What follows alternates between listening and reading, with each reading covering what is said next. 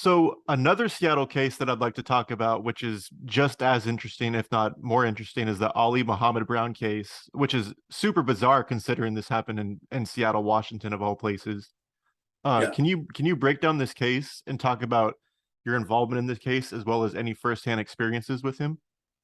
Well, yeah. I mean, my partner and I were primaries in that case too. Um, so uh, my phone rang at 2:30 in the morning on June 1st, 2014. That woke me up out of bed. They said there's a double homicide at 29th and King Street, which is ironically only like 4 blocks from where Tim Brenton was killed. But so I went up there when I got this, I was getting dressed and I thought this was a gang related case because that area, there had been a lot of gang related shootings lately, and it was a hotbed of that kind of activity. So I thought, sure, I was going up to a gang related homicide. So I got there, and there's 2 young black males laying dead in the street. One of them been shot at least once or twice in the head, but the second one was shot like multiple times right in the face. There was even stippling on his face. There were close range shots. So that tells me this guy was more of a target than the other guy. I don't know why. Why was he more of a target? We'll go. Well, this one had its share of rabbit holes too, because we're standing there at this scene. By this time, it's 3:30, 4 o'clock in the morning, and the radio dispatcher gets on and says, "There's a guy just called in. Says his brother told him he just shot somebody in the face. He needs him to pick him up. He's down by the freeway downtown." And so we think, this is our guy. This guy's shot in the face. He's calling, and the brother called the police instead of getting him. And long story short, we go through this whole thing. We go down that rabbit hole, find out who this guy is. He was previously arrested on an investigation of murder charge, but never charged. He's a gangbanger. He's got a felony warrant for gun running out, a federal warrant. So we're out looking for him. In the meantime, I bring these guys, I get their information, and I'm back in my office, and I'm running what I do with these guys. I run their names, try to get their last booking photos. So I have pictures of my victims when they were alive, but neither one of these guys have any criminal history, which I thought, well, that's weird. They don't have any criminal history at all. And I thought maybe they're phony names or something, or I don't know. And it ends up, they weren't gangbangers at all, as it ended up. First of all, we ended up going to this rabbit hole and getting this guy in who supposedly called his brother and said he's going to be shot in the face. We went and talked to the brother, who was a family man, had worked at Boeing, not at all a criminal. He says, I've been covering for my brother my whole life. I can't do it anymore. I got a family. I can't have my family involved in this stuff. But so we picked this guy up, and he says, I didn't do it. I didn't shoot anybody. I didn't tell him I shot anybody. I believe he did tell him he shot somebody. But long story short, he said he's at this casino, ironically in Tukwila, the same city that Montfort was at. And he told us he was there. So of course, one thing good about casinos is they have really good surveillance video. So we go down and get the surveillance video. Have somebody. We have people that do that. Go get the surveillance video for that time at the casino, and we're watching. And sure as heck, we see him walking in the door 10 minutes before the 911 call came in, which is over 10 miles away. So he is not our guy. So we have to drop that and go all the way back to the beginning. In the meantime, I get these guys. We have these guys' phones. I give them we have people that dump phones for us. We dump the phones, get all the data off them, and I see that one of the victims made a phone call at a little past midnight. They were killed about 2:15, 2:20 in the morning. So I look at that number, trying to figure out what's going on. Long story short, I finally just called the number, and this guy answered, and I tell him who I am, and he goes, "Yeah, Dewan, which is one of the 2 victims. He called me at midnight. He was at Our Place Tavern on Capitol Hill. Our Place is it's the letter R Place is a gay bar on Capitol Hill. Both my victims are gay. That's what I find out. Both my victims are gay." And he goes, "I went down there, and Dewan was there with Saeed, who was the other guy, the other victim. And Saeed was on his phone, like he was texting somebody. I think he was on Grindr, which is an app where gay men can meet up with other gay men that are near them geographically. And so he said he was going to meet somebody outside afterwards. So after it closed, we all went outside, and this guy came up, and he started talking to him. And I'm looking at this guy, and I go, "Man, he doesn't look right." And I said, "You mean he didn't look gay?" "Yeah, he did not look gay." And so he says, "They offered me a ride home, but this guy creeped me out. I didn't want to go." And I got this from two different people there. And so he said, then they walked over to where Saeed's car was parked to leave. And I said, Saeed's car? Nobody, this was like 3 days later. Nobody told us that Saeed had a car that was missing. Now, so I'm like, what the heck? He goes, yeah, it was parked over here around the corner. And he showed me the spot where it's parked. And so one of the things I did is I had my people to get surveillance video, go up in that area and see if they could find any surveillance video. But then we called the victim's family and said, did he have a car? Oh, yeah, he had a car. It was a Mitsubishi. So nobody mentioned that to us. So we run through Department of Licensing, and all cars owned by him, and we find this Mitsubishi. We literally put out a bulletin in the middle of the afternoon and have it broadcast citywide. We're looking for this car, and not 10 minutes later, we get a call that a car in Southeast Seattle has found the car parked. So we have that car towed to what's called the vehicle processing room. It's a place where we do, look for evidence in cars. And one of the things about this car, when you look at it on the passenger side rocker panel, there is literally dried blood that has poured out of that car. And it's like all smeared with blood. So the shooting happened inside the car. And so we get that thing down to the processing room. I have my CSI people and then fingerprint techs go over it. And one of the fingerprint techs in the back seat, driver's side back seat window, on the window itself, she found a palm print. She was able to lift that palm print and run it through AFIS, which is the Automated Fingerprint Identification System, and it came back to Ali Muhammad Brown. So our victim was Saeed Ahmed. He's a Muslim male, and Ali Muhammad Brown is a Muslim name. Now, just because you find the fingerprint or something in the car doesn't mean the killer left it there. It could be anybody, right? So we call the family. Do you know Ali Muhammad Brown? Nobody, never heard of him.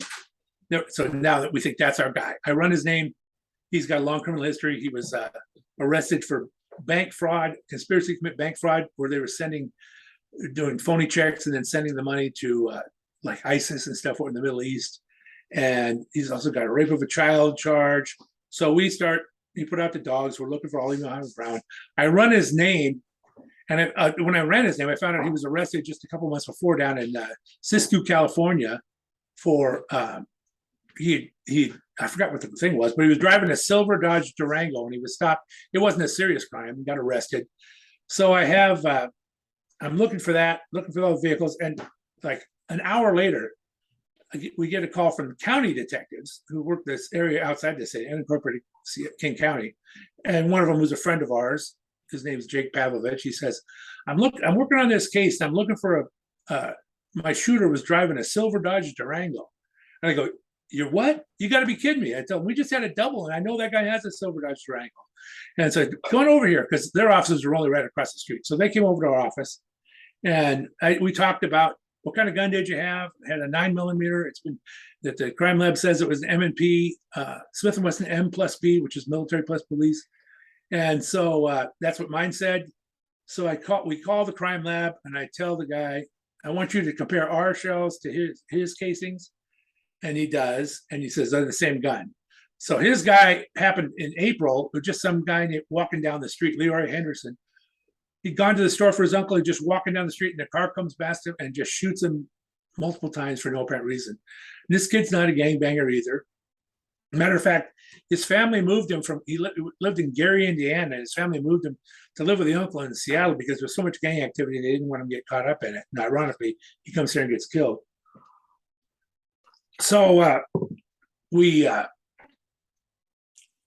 now we matched our case, and again, we're putting everything out. We put something out in the news that we're looking for this guy with this picture, Ali Muhammad Brown, for murder.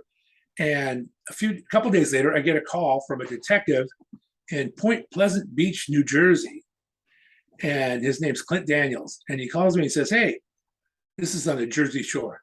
He says, "We got this. We had a guy try to carjack somebody in our town last night, but he got in the car, but it was a stick. He didn't know how to drive a stick, so he took off running, and he went into a store. He got surveillance for him, and so the same guy had been in a restaurant the night before and ordered a meal, but didn't have any money to pay it, and so he asked him to call his brother, and his brother gave him a credit card over the phone. So this detective Daniels went to this restaurant and said, "You still have the number you call?" "Oh yeah, it's right here." So he called the brother and he goes, "Hey, I'm just trying to make sure clear up this whole restaurant thing. That was your brother, right?" He goes, "Yeah." "What was his name again?" He says, "Ali Muhammad Brown." He gives him his birthday. And so he says, "I ran his name and he's wanted for murder in Seattle." He goes, "Oh my God." And so he's telling me this. The guy ran into a store where he changed clothes or something, and they had a surveillance picture. And he sent me that surveillance picture. This is the same guy. It's him, right? So then the guy says, "You know, a couple days ago, up in West Orange, which is 150 miles from him, it's right up across the river from Manhattan." He says, "There was a murder of a 19-year-old kid. It just seemed real random. And I wonder if that could be him." And so I said, "I don't know." So I call over to, it's with Essex County Homicide Task Force is the ones who are investigating. It's in Newark. And I talked to somebody over there. And they, "Oh, no, this is a robbery gone bad. We got a couple people in mind." And I said, "Well, what kind of gun was used?" And he goes, "Well, it was a Smith & Wesson M plus P 9mm. I go, "That's the same one as kind of gun as ours." I said, when that whole robbery thing goes down the toilet, give me a call back."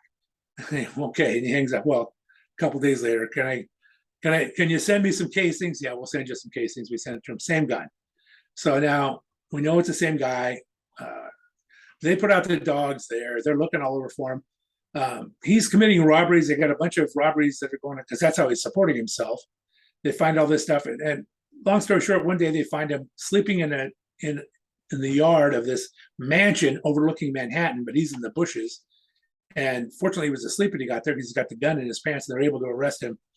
So the next day, myself and Jake Pavlovich from the county and a couple other guys fly back to Newark, and we interview him in jail, which is it's never a good thing to try to interview somebody in jail, but we had to. And he says that, basically says that this is all payback for all the U.S. deaths in Syria, Iraq, and Afghanistan, and that these, what do you care about these few people for? And he basically says he was on his jihad, and that's what he did. And so he got charged there again in Seattle. I had to fly back for a pretrial hearing in Newark, and then I was after that was over, he suddenly changed his plea to guilty, and when he said against his attorney's advice, and then he said, "Yeah, and I killed those guys in Seattle too." So basically, that was it. And then, ironically, though, I mean, this happened in 2014. He was just sentenced 3 weeks ago in Seattle for the crimes. They finally got back, and he wouldn't talk to his lawyer or anything, couldn't enter a plea, and finally he did. And he was just sentenced, and I think he's going back to if he's not there already, going back to do his time in New Jersey. Yeah, and he got what, like 93, 97 years, something like that in Washington? Yeah, well, consecutive to the life without possibility of parole. And so he's never getting out of prison. So has he ever been labeled like a domestic terrorist by the FBI? Well, no. Well, the FBI, when they find out that two gay men were murdered, they were all over this case. They talked about getting it, but then they found out it was only terrorism. They lost all interest. And he was charged he was convicted also of a state terrorism charge in New Jersey. The first conviction of a charge of terrorism. I mean, he is a domestic terrorist. He was radicalized. He was born a Muslim, but he was radicalized when he was about 14 or 15. His brothers were radical, or still are, I'm sure. And that's how he got involved in that whole funding thing for ISIS and those type of groups. And his plan was to get over there, but he couldn't, to go over to the Middle East and live with them, but he couldn't get over there. So do you know if he ever actually had like any firsthand like contact with ISIS or ISIL or anybody like that? Well, he did tell me. I'd heard, and he confirmed to me that he did attend the terrorist training camp down in Central Oregon a few years ago, and so he did. So he was. Is he a lone wolf? Probably, although he did have contact with terrorists here in the U.S. Do you think that had any type of like negative impact on the Muslim community in Seattle? No, I mean, he was radicalized. I mean, it's two different things. Right. He was radicalized jihadist.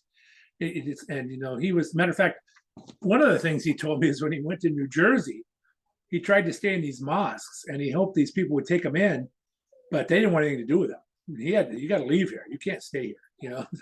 So I mean, because they know that's going to bring heat down on them and that stuff. So that's the thing. Hmm. Huh, that's pretty interesting. Yeah, both cases are pretty, interesting. And I never really knew until recently that Montfort actually, had like those bombs rigged and everything. That was something new that I learned about the other day. Oh yeah, yeah, yeah. He had this all planned out. He was doing research on. We traced him to a gun show, found where he bought the fuses. We traced him to where he got the rifle, and in his computer searches, we got a ton of information off his computer of what he was looking up and researching. Specifically targeting Seattle police. He was also targeting LA police. I actually called down to LA because we knew he had taken a trip to LA a couple of months before, and asked them if they had any weird stuff like that going on. And because they go, "Oh my God, no!" But so that's this was I'm sure years in the planning for him. The thing is, he had no criminal history. He had a BA in criminal justice, and the other car he drove besides this one was a former police car with push bars and everything. And he just was an odd duck. We talked to women that went out with him. They said, he just was weird. It was like run, do not walk to the nearest exit. Those are the vibes I got. And like I said, he was radicalized too. Is it because he couldn't become a police officer? I don't know. He had some confusion. His mother was a prostitute. I don't think he knew who his dad was. And so, it's like there were a lot of issues there. Yeah, that's really interesting. And it's interesting that he, like, when he was arrested, he got shot up, kind of like the Fort Hood shooter, Nadal Hassan. He's a paraplegic in prison now, the guy Right. that shot up Yeah. that military base. And Right. it's you know, pretty interesting cases. I don't think he intended to survive the incident. I think but that's why he was trying to get back to his room so he could start his whole go out in a blaze of glory thing. But Did anybody ask him why he didn't just off himself? well, we never had a chance to actually interrogate him because he was in the hospital for being shot for days, and he had been charged and had an attorney by that time, so we couldn't go interrogate him. I did talk to him a couple times when I was bringing him over from the jail for like to get a DNA sample, but I can't really interrogate him. Right. And the whole time that you're talking to him while you're transporting him, like you're calm and cool and all that with him. Oh yeah. Matter of fact, I was pushing him. He was in a wheelchair, and there's a tunnel that connects the downtown main jail with police headquarters. I'm pushing him through the tunnel, and he said, first of all, he thanked me for being nice to his mom, because I was always nice to his mom. It's not her fault, right? And I said, oh, that's fine. It's not her fault. And then he started talking to me about weird stuff. He'd go, he said, like, you ever watch the movie The Blue Knight, which of course was based on a book? And I said, yeah, I've watched the movie, and I read the book too. He goes, now that was community policing. And I thought to myself, that's fiction, right? That's the thing. He doesn't. And the other thing he would do is, there were dozens of pretrial hearings, and for most of them, the media showed up in the press, and he would erupt in the middle of the meeting and yell stuff, and just disrupt because he wanted when the cameras were on. When the cameras weren't there, he didn't do any of that stuff. Kind of like Harrison Court. Yeah. Huh. Well, with all that, I want to thank you for giving me your time and expertise today. And I always enjoy chit-chatting with you, and we'll have to do it again in the future, again and again. There's so many cases we can go over, and with your law enforcement experience, I'm sure there's stories for days and days and days. Sure there are, yeah. All right, thank you very much. Unforbidden Truth.